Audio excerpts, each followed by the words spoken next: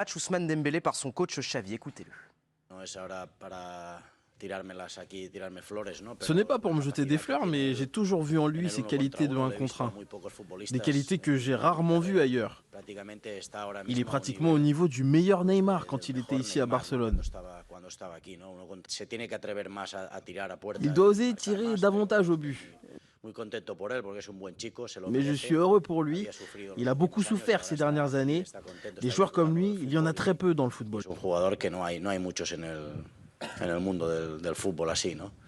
Bon, vous nous connaissez, on est un peu taquin, on aime bien, on le prend au mot, Xavi. Dembélé est pratiquement au niveau du meilleur Neymar. Bon, est-ce que vous êtes d'accord avec lui? Regardons vos réponses. Et vous me dites non, Alicia. Ah, quand même pas. Et moi, je suis Michel Drucker. Et non, vous êtes Dominique Grimaud, donc il n'est pas tout à fait d'accord. Oui, regardez votre copain à droite, il dit oui, Karim Benani. Mais alors pas du tout pour Giovanni, mais alors pas du tout. Bien sûr, voilà, oui, les gens qui connaissent le foot. la tour. Et un peu, merci Raphaël de vous mouiller. Je vous garde un peu tous les deux, bien sûr, vous allez répondre aux deux qui me disent non. Giovanni, oui. Pas du tout, vous êtes le plus catégorique. Non, pas du tout, parce que moi je veux bien qu'Ousmane Dembélé soit bien en ce moment, c'est bien, il arrive à enchaîner, c'est déjà super pour un joueur qui a été souvent blessé.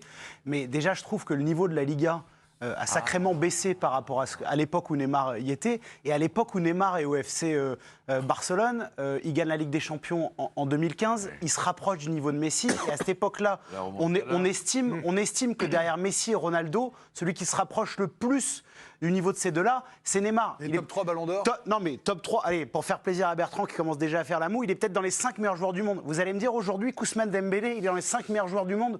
Donc non, c'est lui qui a voulu. Non mais voilà, donc pour moi, Dembélé est un très bon joueur, mais de là à dire qu'il est au niveau du top de Neymar quand il était à Barcelone, c'était un joueur exceptionnel, capable de sortir à lui tout seul des équipes remontada. Je ne sais pas si vous avez souvenir de cette double confrontation face au Bayern, avant la finale face à la Juve, le Bayern de Pep Guardiola. Neymar, il est stratosphérique. Quand Dembélé fera ça en Ligue des Champions en demi-finale, pas de souci. C'est invérifiable. Comment ça, c'est invérifiable? Et comment vous pouvez répondre à ça? Invérifiable. Vous êtes battu là avec ces arguments. Par ces arguments. Non, mais il fait semblant de ne pas comprendre ce que veut dire Xavi. Pas du tout. Je réponds à la question de Greg. T'as qu'à dire que la question est pourrie. Non, il ne se permettrait jamais. Il faut aussi t'élever sur le niveau des réponses. Xavi dit quoi? Xavi dit simplement Dembélé est extraordinaire en ce moment.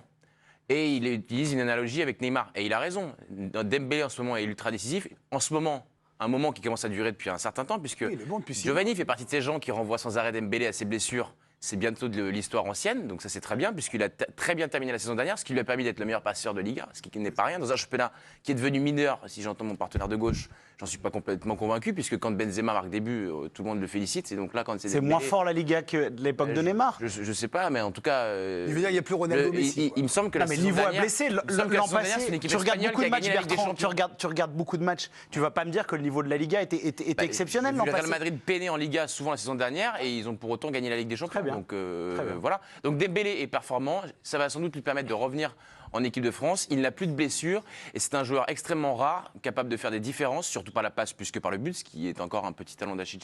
T'es très bon Bertrand, mais tu réponds pas à la question. Tu compares pas avec Neymar. Mais non, t'es en train de me dire que Dembélé est un bon joueur. Je m'approprie la question. Non, c'est plus que ça. C'est un joueur rare qui va permettre à l'équipe de France de faire des différences dans des matchs de haut niveau et ça c'est important. Peut-être ce que Xavi veut noter, c'est qu'aujourd'hui c'est un joueur phare, un joueur cadre de l'animation offensive de son équipe. Non, juste je voulais vous montrer quelques chiffres. C'est qu'aujourd'hui, et c'était pas le cas avant les saisons précédentes parce qu'il manquait beaucoup de matchs, Ousmane Dembélé, c'est qu'aujourd'hui il est impliqué sur 38% des buts du Barça cette saison. Ousmane Dembélé, c'était pas le cas les années précédentes. Parce qu'il était souvent pas là, souvent absent. Mais on l'a vu en début d'année civile dernière, il avait déroulé notamment sur ses passes décisives. Alors Giovanni pense peut-être que Xavi s'enflamme un petit peu en comparant Ousmane Dembélé au meilleur niveau de Neymar. C'est plus qu'un petit peu visiblement. Juste un petit peu. Mais il faut savoir que Xavi encense très régulièrement le Français en conférence de presse. Il lui a fait déjà plusieurs déclarations d'amour. Souvenez-vous, quand tout le monde était contre Ousmane Dembélé, les dirigeants du club, les supporters, lui, Xavi, il était toujours là à la rescousse pour le défendre et il s'est toujours montré très élogieux. On vous a préparé un petit pot pourri avec Julien Aliane. Pot pourri. Avec du travail, il peut devenir l'un des meilleurs joueurs du monde à son poste. Nous devons l'aider pour qu'il se blesse moins. Il possède un talent extraordinaire. Au début, le public sifflait Ousmane. Les sifflets se sont transformés en applaudissements quand il a commencé à jouer, à faire des mouvements, des dribbles. Il a changé le cours du jeu. Ce n'est pas le premier à se faire siffler, mais ce qu'il faut surtout retenir, c'est que les sifflets se sont transformés en applaudissements.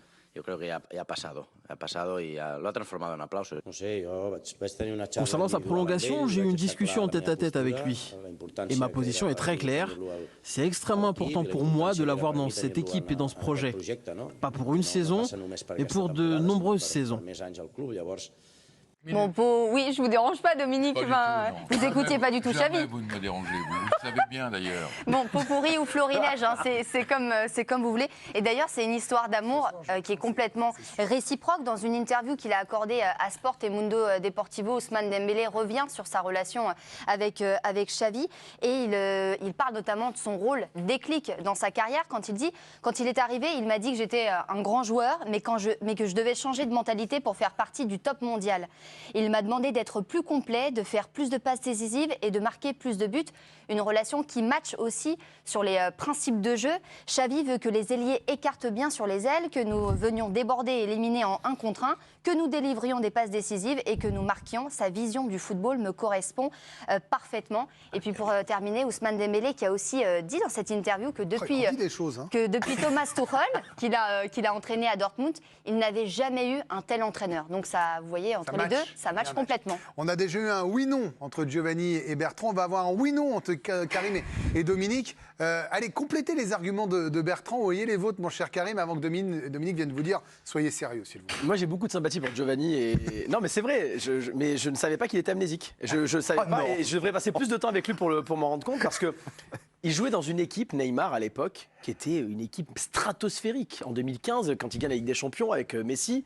À côté de lui, il y a Suarez et Messi. Aujourd'hui, Dembélé ne joue pas du tout dans la même équipe. Ouais, et le niveau qu'a Dembélé aujourd'hui dans cette équipe-là, il est juste incroyable.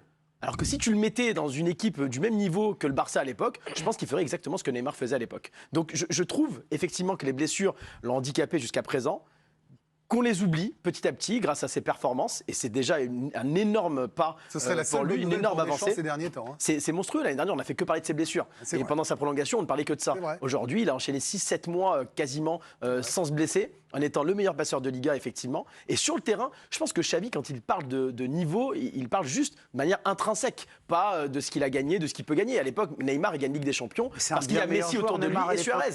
Lui, aujourd'hui, il ne peut pas gagner la Ligue des Champions, et peut-être, on ne sait jamais avec cette équipe-là, mais elle n'a pas du tout le même niveau qu'à l'époque. Donc, dans cette équipe-là, à l'heure actuelle, de manière intrinsèque, on va essayer de dénumérer tout cela, je trouve que Dembélé, techniquement, tactiquement, à le même niveau que Neymar à l'époque. Et il n'est pas Michel Drucker, ce qui fait qu'il n'est pas d'accord avec vous. C'est Dominique Grémaud. Le mot important, c'est pratiquement. Oui. Dembélé est pratiquement au niveau. Alors, peut-être pas le mot le meilleur, mais en tout cas, il ne dit pas qu'il est au niveau de Neymar. Moi, je pense qu'il flatte l'ego, ce qui est bien joué d'ailleurs de la part de Xavi, de Dembélé. Il n'y a qu'au niveau pépin physique et hygiène de vie que la comparaison entre les deux est évidente. Vous l'étiez. Vous l'étiez. Non, mais là, je m'inscris en faux, là, sérieux, Dominique. On ne parle plus de ses frasques, de ses retards, Dembélé aujourd'hui. Oui, attends. Il parle de déclic, là. Attends, oui, il parle de déclic. Attendons un peu. La saison est longue.